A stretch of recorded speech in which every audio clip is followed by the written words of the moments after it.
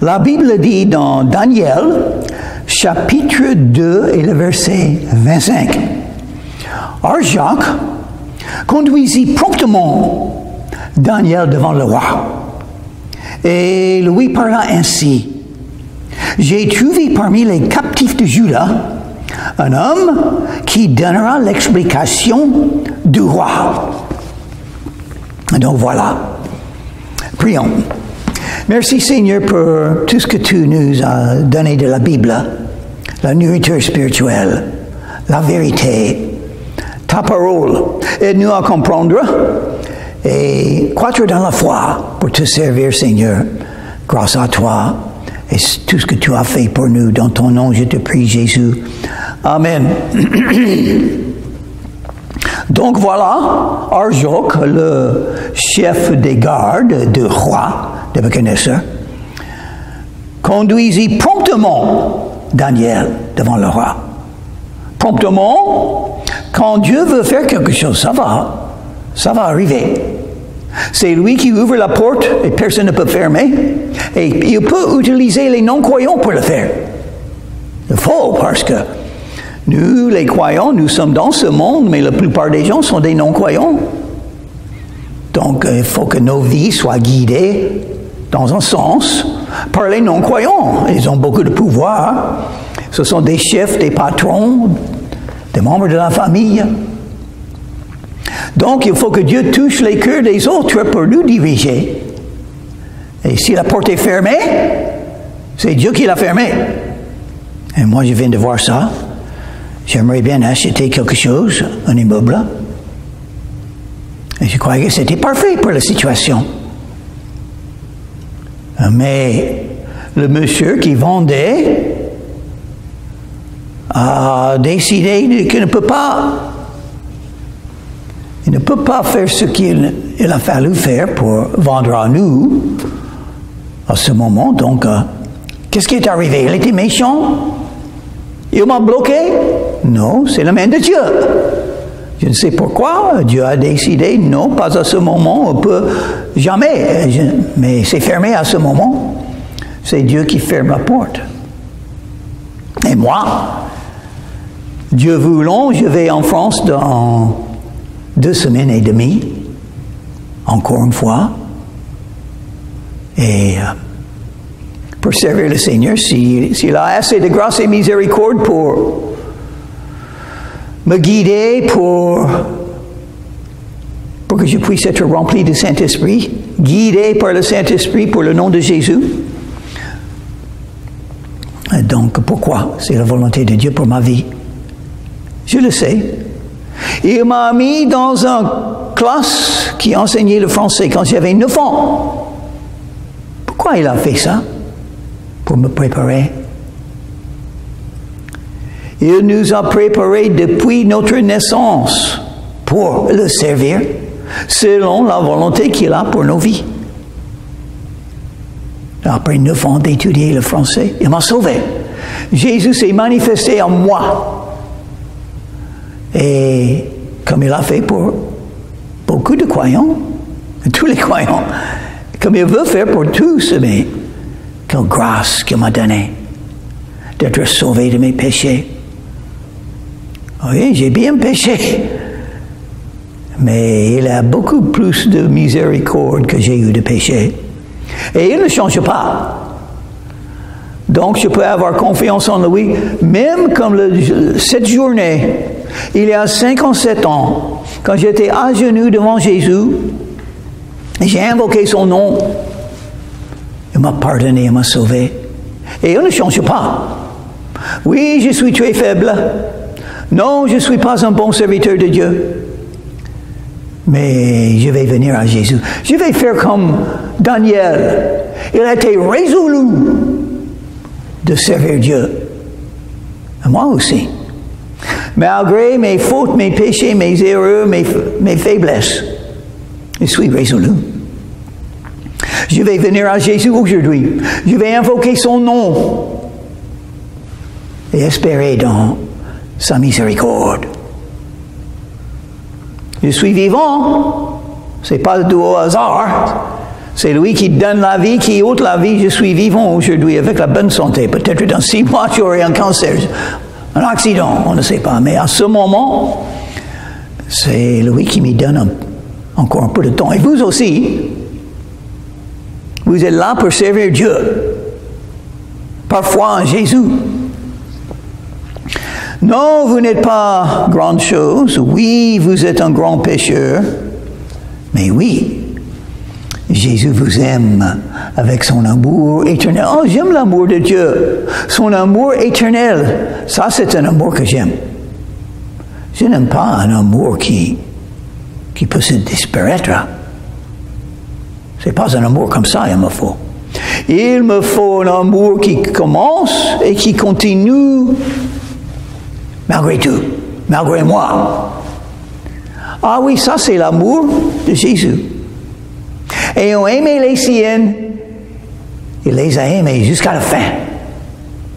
Qu'est-ce qui peut nous séparer de l'amour de Christ? Rien. Rien de tout. Donc, je vais croire dans un amour comme ça, je vais me confier dans son amour pour moi. Il aimait Daniel. Il aimait l'argent qu'il a utilisé. Il aimait le roi Nebuchadnezzar. Il aimait tous. Car Dieu a tant aimé le monde. Mais Arjok a été envoyé par le roi pour tuer les sages. Il n'a pas fait. Pourquoi pas? Parce que Daniel a parlé, a dit la vérité. Et la vérité a touché le cœur d'Arjok et Arjok a reconnu. Mais ce que Daniel a dit, il faut le dire au roi. Je ne vais pas tuer Daniel ni les autres sages maintenant. Je vais au roi pour lui dire un message qu'il aimerait bien avoir. Daniel dit qu'il peut interpréter le songe. Les gens ont besoin d'entendre le message de Dieu. C'est nous, comme Daniel. Nous avons le message de Dieu, mais c'est Dieu qui doit donner les rendez-vous avec les gens qui ont leur cœur touché par lui pour leur préparer pour le message, pour la vérité, pour l'évangile. C'est comment on est sauvé. Dieu utilise les croyants comme Daniel. Il donne un message aux croyants, comme il a donné à Daniel. Un message qui vient de Dieu. Ce message, c'est l'évangile de Jésus. L'amour de Dieu. Le salut que Jésus seul peut donner. Ça, c'est notre message. Et ça marche. Parce que c'est l'œuvre de Dieu. Parce que Dieu agit. C'est pourquoi ça marche. S'il écoute ou s'il n'écoute pas. C'est ce que Dieu a dit à Ézéchiel. Il faut donner avec le message. Il faut y aller avec le message et le donner. Il faut ouvrir la bouche pour glorifier le nom de Dieu. Dieu est glorifié quand un croyant parle de Jésus. Malgré les résultats. S'ils écoutent ou s'ils n'écoutent pas, dans toute occasion, favorable ou non, on va le faire. Daniel l'a fait. Verset 27. Au verset 26. Le roi prit la parole et dit à Daniel qu'on nommait Belteshazzar, es-tu capable de me faire connaître le songe que j'ai eu et son explication? Est-ce que tu es capable, toi en croyant, tu es capable de me dire un message qui va toucher mon cœur, qui va me révéler la vérité? Oui. Tu as la puissance de le faire. Tu as la même capacité de le faire que Daniel avait parce que tu es lié avec le bon Dieu qui connaît tout. Il connaît les cœurs. Il peut tout faire. Il manifeste les pensées du cœur. Et les gens ont soif et faim s'ils sont touchés par le Saint-Esprit. Ils ont soif et faim comme ce roi pour connaître la vérité, pour connaître un message que Dieu seul peut donner. Et c'est nous qui connaissons ce message. Verset 27, Daniel répondit en présence du roi et dit, « Ce que le roi demande est un secret que les sages, les astrologues, les magiciens, les divins ne sont pas capables de révéler au roi. La vérité qu'il vous faut ne vient pas des hommes, même pas les plus sages, les plus intelligents. Ils ne peuvent pas vous donner la vérité de Dieu. Le message de Dieu ne vient pas par beaucoup étudier. On peut beaucoup apprendre quand on étudie toutes les choses de ce monde. Les hommes de science apprennent. Les médecins apprennent beaucoup de choses, ce qui concerne la maladie, la santé, les médicaments. Et nous sommes bénis de vivre un moment dans l'histoire humaine où nous avons tant de choses qui ont été comprises par les hommes de science, par les médecins. Mais ils ont toujours leurs limites quand même. Il nous faut toujours la prière. Il nous faut toujours des miracles de Dieu, la foi, la confiance en lui pour avoir la meilleure santé. Et nous le savons, nous les croyons. Parce que l'être humain est corps et esprit. Il faut que tous les deux soient soulagés pour avoir la meilleure santé.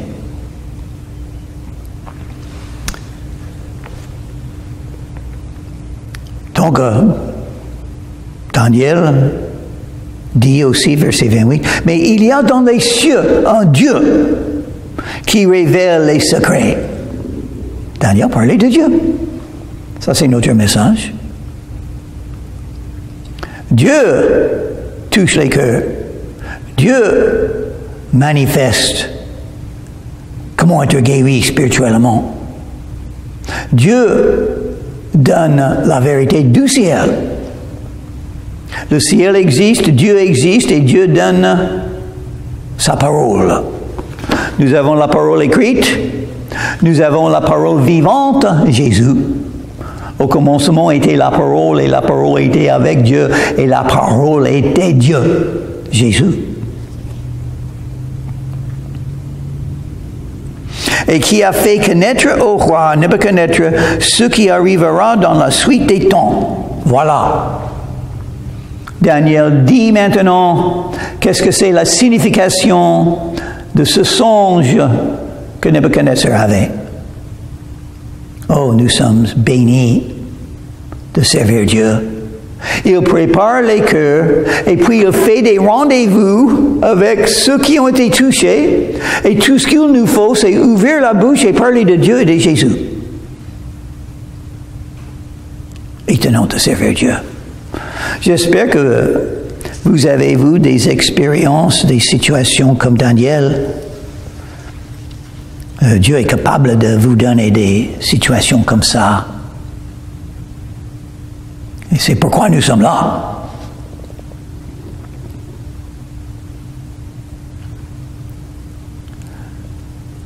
A fait connaître au roi Nebuchadnezzar ce qui arrivera dans la suite des temps. Oh voilà, Dieu connaît l'avenir et il veut le manifester.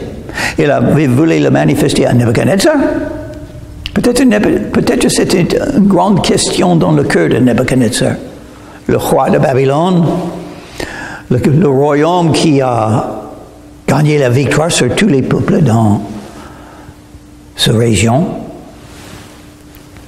Et il était riche, il était puissant, mais avec un peu d'intelligence, mais tout le monde va mourir, je vais mourir. Qu'est-ce qui va arriver à mon royaume? Sans doute, il pensait comme ça. Sinon, Dieu l'a manifesté quand même. Dieu connaît l'avenir et il veut que les hommes connaissent l'avenir. Les détails que Dieu a manifestés. Il a manifesté à Nebuchadnezzar et il a manifesté à nous aussi parce que Daniel a écrit son livre afin que nous puissions connaître les choses que Dieu a manifestées à Daniel et à Nebuchadnezzar. Donc ce message est pour nous aussi. Dieu connaît l'avenir. Et qu'est-ce que ça fait? Ça nous donne la paix.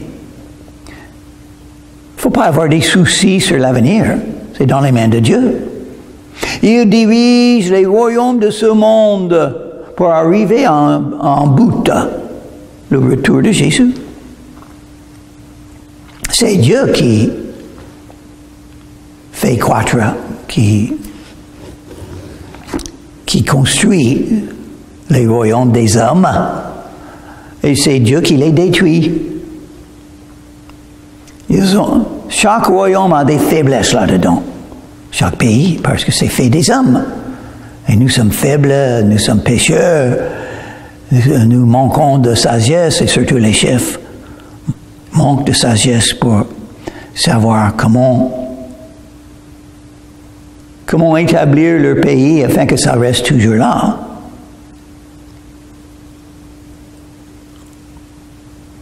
Voici ton songe et les visions que tu as eues sur ta couche. Donc, premièrement, Daniel va dire qu'est-ce que c'était le songe que Nebuchadnezzar avait. Nebuchadnezzar avait un songe. Et il était troublé par le songe parce qu'il ne comprenait pas. Mais puis, il a oublié le songe, mais il était toujours troublé. Cherchait quelqu'un qui pouvait dire le songe et la signification, interprétation de ce songe. Et Dieu a donné la sagesse à Daniel parce que Daniel a prié.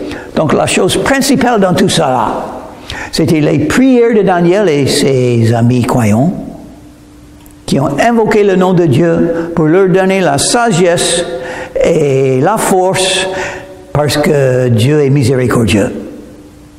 Et nous pouvons faire la même chose parce que Dieu est miséricordieux.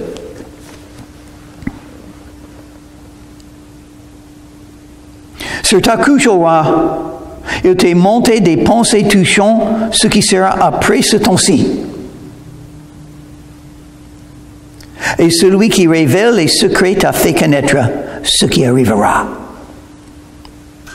Et ce secret m'a été révélé. Ce n'est point qu'il n'y ait en moi une sagesse supérieure à celle de tous les vivants. Daniel dit, je ne suis pas plus intelligent que les autres. Dieu m'a manifesté le songe et l'interprétation. Donc il faut donner la gloire à Dieu. Il faut remercier Dieu. Il faut reconnaître que Dieu connaît les secrets du cœur. Chaque personne a des secrets dans leur cœur. Et Dieu connaît. Et il a le moyen de vous donner un message pour vous soulager, pour vous instruire, pour vous encourager, pour vous aider à connaître ce qu'il faut connaître pour ne pas être troublé. La paix. Jésus est le prince de la paix. Il donne la paix afin que vous puissiez connaître. Oh, c'est dans les mains de Dieu. Dieu connaît l'avenir. Il connaît l'avenir de mon ami, de ma vie aussi et de la vôtre. Il a un dessein. Toutes choses concourent au bien de ceux qui aiment Dieu et de ceux qui sont les appelés selon son dessein. Mais c'est afin que l'explication soit donnée au roi et que tu connaisses les pensées de ton cœur. Dieu veut te soulager, il veut t'encourager, il veut t'instruire, Nebuchadnezzar. Donc, j'ai un message pour vous. J'ai un message de Dieu pour vous soulager, pour vous aider. Au roi, tu regardais et tu voyais une grande statue. Voilà, c'était le songe. Une grande statue. Cette statue était immense et d'une splendeur extraordinaire. Elle était debout devant toi et son aspect était terrible. C'est divisé dans 4 parties. 4 grands royaumes, selon Daniel, selon Dieu. Commençons avec Babylone et Nebuchadnezzar, les 4 grands royaumes qui dominent sur la terre, sur beaucoup de peuples, mais qui ont une faiblesse, ils ne durent pas. Les royaumes humains ne durent pas. Il nous faut un royaume qui dure, qui continue. Oh, c'est Dieu qui va donner ce royaume-là. Pas les hommes. Il ne faut pas avoir trop d'espérance dans les royaumes des hommes. Ils vont tous tomber.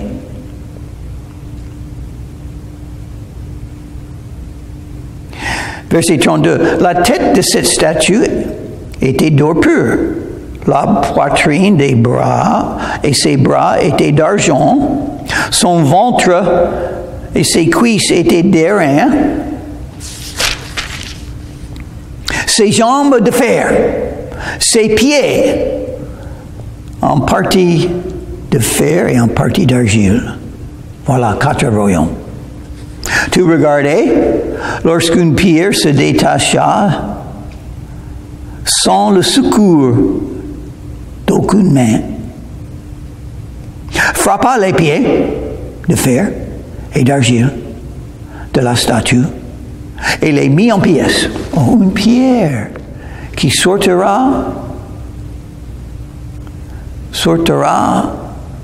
d'un de ces royaumes, se détacha sans le secours d'aucune main. Oh, c'est une chose que les êtres humains ne feront pas parce que Dieu va la faire. Et qui est la pierre? Jésus, le Sauveur, le Messie.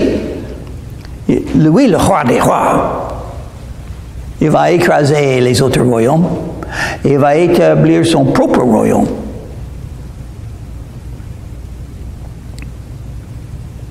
Frappa les pieds de fer et d'argile de la statue et les mit en pièces. La bataille d'Armageddon. Alors le fer, l'argile, les reins, l'argent et l'or furent brisés ensemble et devinrent comme la balle qui s'échappe d'une ère en été. Le vent les emporta et nulle trace n'en fut retrouvée. Tous les 4 royaumes seront entièrement détruits. Le vent, ça symbolise quoi? L'Esprit de Dieu. L'Esprit de Dieu est partout dans le monde et il agit. Rien ne peut le résister. Il fera la volonté de Dieu. Les royaumes s'élèvent, mais ils sont écrasés, enfin. Mais la pierre qui avait frappé la statue devint une grande montagne et remplit toute la terre. Le royaume de Jésus, montagne dans la Bible, symbolise souvent un royaume. Ce royaume sera sur toute la terre et aura frappé les 4 grands royaumes humains. Voilà le songe. La grande statue qui symbolise 4 royaumes. Une pierre qui est sortie d'une statue, qui écrase les autres et qui a établi un autre royaume sur toute la terre. Voilà le songe. Nous en donnerons l'explication devant le roi. Ô roi, tu es le roi des rois, car le Dieu des cieux t'a donné l'empire, la puissance, la force et la gloire. Le royaume de Nebuchadnezzar.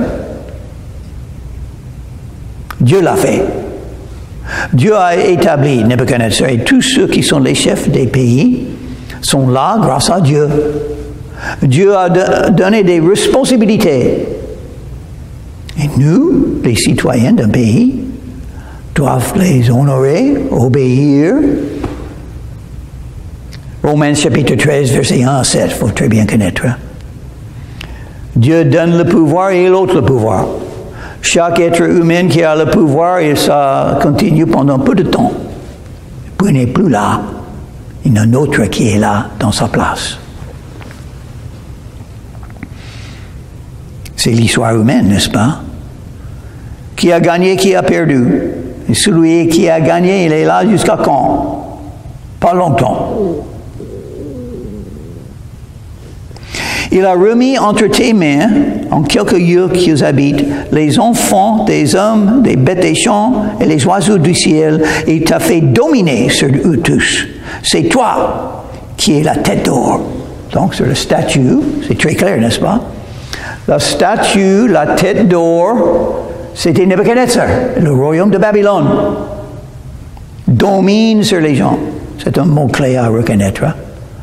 Les êtres humains veulent toujours dominer sur les autres. Autoritaire. C'est moi qui décide. Toi, tu ne peux pas décider, c'est moi. Ça se trouve partout. Dans les familles, parmi les couples, les enfants et les parents ont toujours cette concurrence. Les hommes et les femmes. Les chefs des pays veulent dominer. Ah, il y en a quelques-uns dans mon pays qui ne sont pas d'accord avec moi. Qu'est-ce que je peux faire pour les dominer? Et c'est horrible. Verset 39. Après toi, il s'élèvera un autre royaume. Qu'est-ce que c'est le royaume qui s'est élevé après Babylone? Les Mèdes et les Perses. Iran.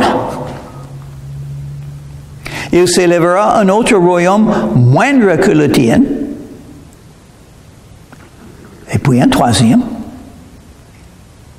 Puis un troisième royaume qui sera derrière et qui dominera sur toute la terre connue dans cette région. La Grèce. Alexandre. Le Grand. Et on verra, il va, plus tard dans le livre de Daniel, il va dire plus de ce troisième royaume. Et c'est très facile à reconnaître que c'est Grèce. Il parle de ça. Et puis 40, le dernier des royaumes. Le quatrième. Il y aura un quatrième royaume, fort comme du fer. De même que le fer brise en rompt tout et rompt tout, il brisera et rompera tout comme le fer qui met tout en pièces. Le quatrième est plus fort que les autres. Les autres avaient des reins là-dedans. Ça se brise. Mais le fer, non, ça ne se brise pas. C'est le royaume des Romains.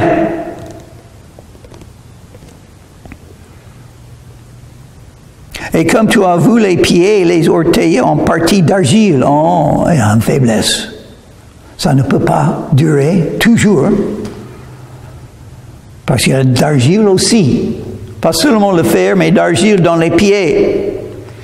D'argile de Poitiers et en partie de fer. Ce royaume sera divisé. Mais il y aura en lui quelque chose de la force du fer, parce que tu as vu le fer mêlé avec l'argile. Dans un sens, c'est toujours fort parce que c'est fait de fer. Mais dans un sens, c'est fragile comme l'autre royaume humain parce qu'il y a de l'argile. Et qu'est-ce qui est arrivé avec le royaume des Romains? C'est toujours là. Mais c'est divisé en pièces. Beaucoup de pays individuels maintenant. Et on croit, en étudiant tout ce qui est dit par Daniel et tout ce qui est dit en Apocalypse, on met les deux choses ensemble avec d'autres prophéties dans la Bible, et on pense que oui, ce royaume des Romains sera refait, parce que les pièces sont toujours là, divisées parce que l'argile peut être brisée, mais le fer est toujours là, et ils vont se rejoindre un jour. Et ça sera le royaume de l'Antéchrist. Et comme les doigts des pieds étaient en partie de fer et en partie d'argile, ce royaume sera en partie fort et en partie fragile. Il est tombé. Le royaume des Romains. Tu as vu le fer mêlé avec l'argile, parce qu'ils se mêleront par des alliances humaines, mais ils ne seront point unis l'un à l'autre, de même que le fer ne s'allie point avec l'argile. Les alliances humaines sont facilement brisées. Qu'est-ce que c'est un couple? une alliance humaine. Est-ce que ça marche? Des fois. Si ça continue, il faut beaucoup souffrir. Moi, je sais. Le Seigneur m'enseigne quelque chose. Je ne sais pas quoi il m'a enseigné ça. Mais je rends gloire à Dieu et c'est mieux que moi.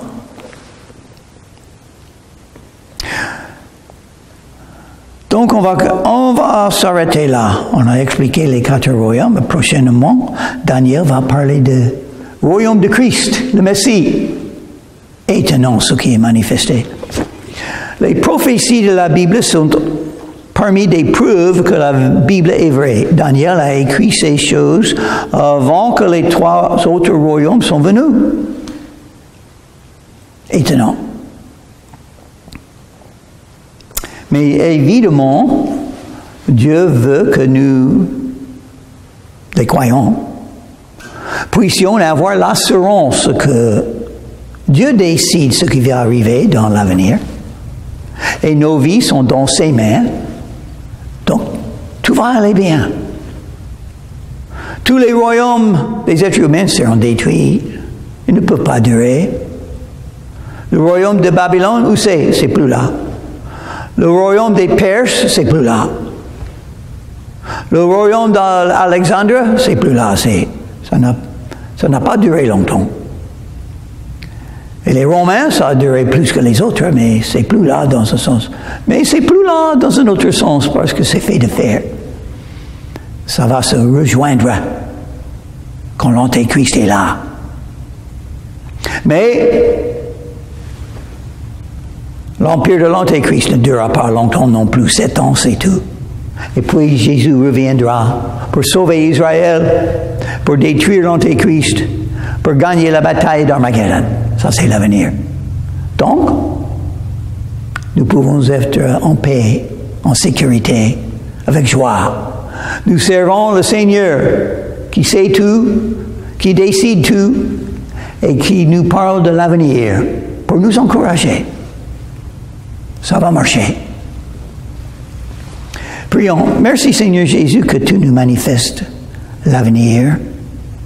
Aide-nous à avoir beaucoup de confiance en toi et de te servir parce que la vie passe vite.